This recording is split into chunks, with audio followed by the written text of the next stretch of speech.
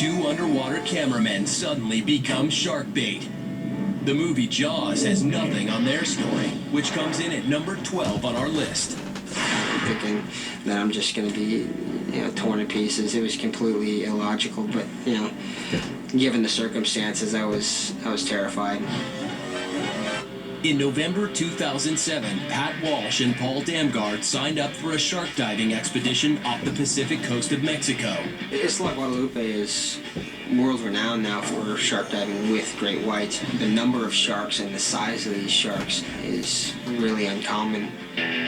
The men paid for the opportunity to shoot video of great white sharks from inside a metal cage submerged 30 feet below the surface of the ocean. The great white is just a magnificent creature. They're just so graceful. It gives you a little bit of a rush being in the water with them. On this particular day, the divers didn't have much luck.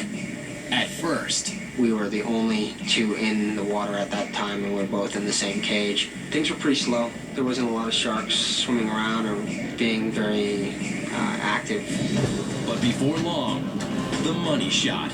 Off in the distance, I spotted a female coming up at a really steep angle. She was coming up clearly towards the hang bait. I got kind of excited at that point. I'm thinking, oh great, I'm gonna get a really nice, open mouth shot. In a split second, excitement turned to horror. I think it just lost direction at that point, and it was just going to try to run with the bait. It didn't have a lot of maneuvering room. Just took a couple of fin strokes and just hit the cage with so much force. It was like a car accident. It ran right through the viewing port where I was filming. Unfortunately, the shark can only go in one direction, which is forward. And you're talking about a 16-foot great white that weighs maybe 2,000 pounds.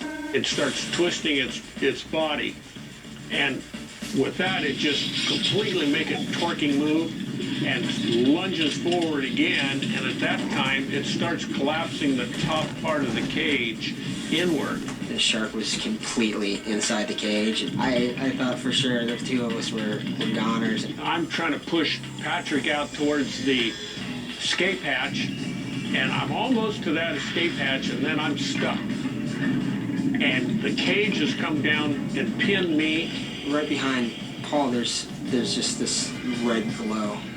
And I'm thinking, oh no, he's been bit. I'm next. I can't get out the escape hatch. I can just see Patrick going out through there. And now this shark's stuck behind me, and I can't see it. And it's just a humongous thrashing going on. Somehow, crew members were able to rescue Paul from the quickly collapsing cage. The dive master up above just hauls me straight up out of that cage, and that shark's still thrashing underneath my feet. Pretty terrifying. Basically just made my way around to the back of the cage. I was restricted by this air hose that I'd made a path that I couldn't do anything but follow back. So I had to make my way back through the trap door and then back to the surface, and that was probably the longest 15 seconds of my life. Eventually, the shark freed itself from the cage and swam off. It was a complete miracle that both of us made it out of that situation without being crushed or bitten or something happening to us. And I remember Patrick talking about this red aura around my head. This was just a red buoy that was between the two cages that keep them from banging together. Shaken, but not stirred, the two returned to the water. Oh, that little incident didn't bother either one of us.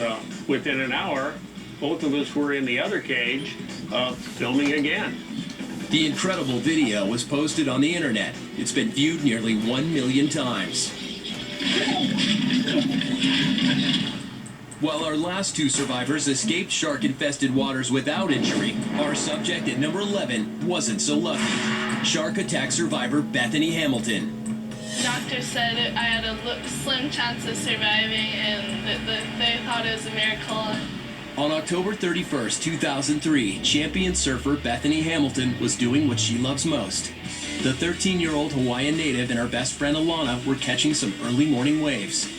Bethany Hamilton was surfing a spot called Tunnels. It's off the coast of Kauai. It's a really well-known right-hander, very popular surf spot in Kauai.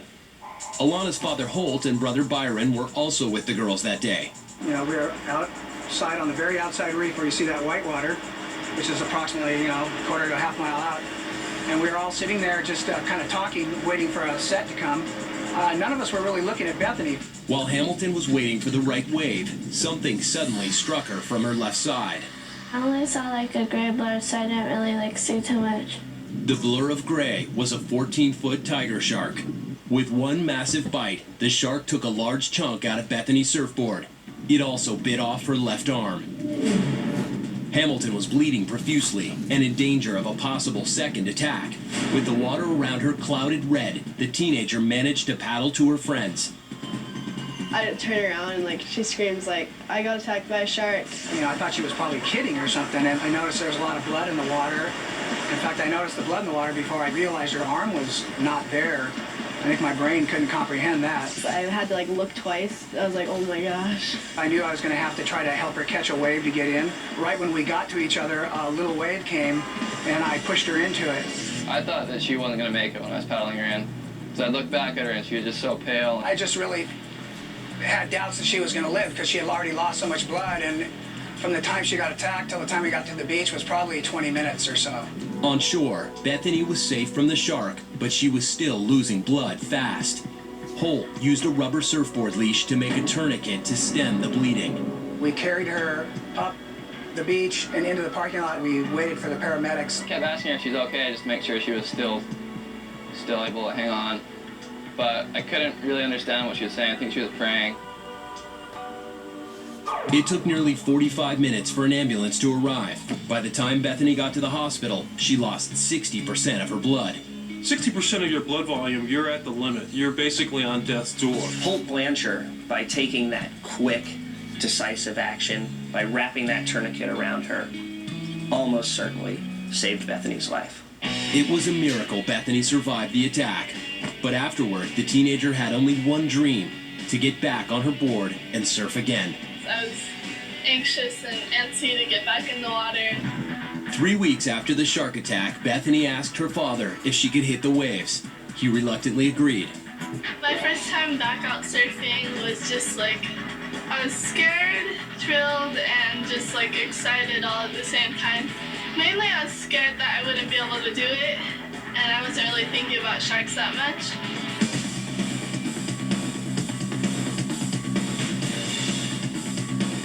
Hamilton made more headlines when she hit the competition circuit in 2004. Bethany placed 5th in the national championships just 9 months after her harrowing ordeal. The National Championships is one of the biggest contests for an amateur in the USA. It's pretty exciting just to feel that I can still do it even with one arm. Bethany not only continues to surf, but continues to thrive in the surfing community. She is still a professional surfer. She's still winning contests. I thought she would surf again, but not to the extent that she is now. She's a lot better than she was before it happened even. Incredibly, Bethany says that the shark attack and loss of her left arm were a blessing. Attitude is everything. How you view yourself, your whole body image, you decide whether you want to be a victim or not. Through Jesus Christ, I can do all things, and it's just really exciting to share my story and inspire people to press on in what they're struggling with.